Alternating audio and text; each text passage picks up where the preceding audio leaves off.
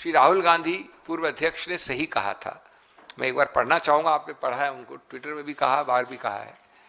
आज भारत में compromised PM के राज में शांतिपूर्वक शांतिपूर्ण विरोध करना ही सबसे बड़ा अपराध बन गया है।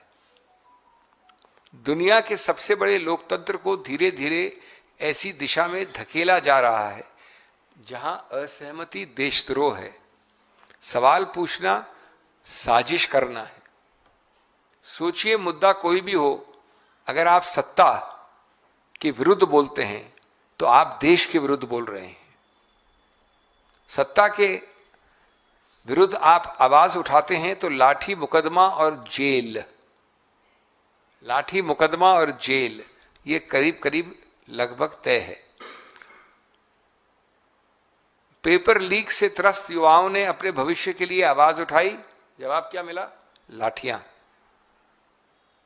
देश की गौरवशाली महिला पहलवानों ने बीजेपी के प्रभावशाली नेता पर लगे गंभीर आरोपों की निष्पक्ष जांच मांगी थी। ये चीजें हमारी संस्थापित स्मृति से हट जाती हैं। हमारी जो स्मृति है बहुत जल्दी धूमिल हो जाती है।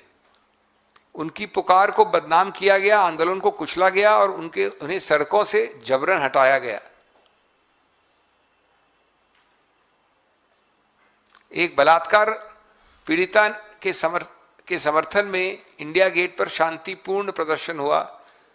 वहां असुविधा करार करके उसको हटाया गया, फोर्स यूज किया गया। यूएस कांग्रेस ने देश को अहित में जो किया गया है यूएस ट्रेड डील, उसको शांतिपूर्वक विरोध किया तो उन्हें देश विरोधी कहा गया। मेरे पास पूरा उनका वक्तव्य है। शांतिपूर्ण विरोध अपराध नहीं है, लोकतंत्र की आत्मा है। ये एक वाक्य गांधी जी ने कार्यान्वित किया था 100 साल पहले। सवाल पूछना लोकतंत्र की कमजोरी नहीं, उसकी ताकत है। लोकतंत्र जब मजबूत होता है, जब सरकार आलोचना सुनती है, जवाब देती है और जवाब देही रखती है। हम भारत में हैं, इस गौरवशाली देश में हैं और यहाँ के गौरवान्वित नागरिक हैं। हम नॉर्थ कोरिया में नहीं हैं। और यह समझना आवश्यक इसलिए है क्योंकि इस सरकार की पहचान पिछले 10-11 साल से हर संस्था में ऐसी रही है। आखिर कभी पहले आपने सुना कि 150-140 सांसद को एक साथ निरस्त या निलंबित किया गया? कभी आपने देखा किस प्रकार के सस्पेंशंस और क्रूर एक्शन लिए गए क्योंकि प्रश्न पूछा गया, गणतंत्र में विरोध करने का अवसर नहीं दिया लीडर ऑफ अपोजिशन को, इत्यादि इत्यादि।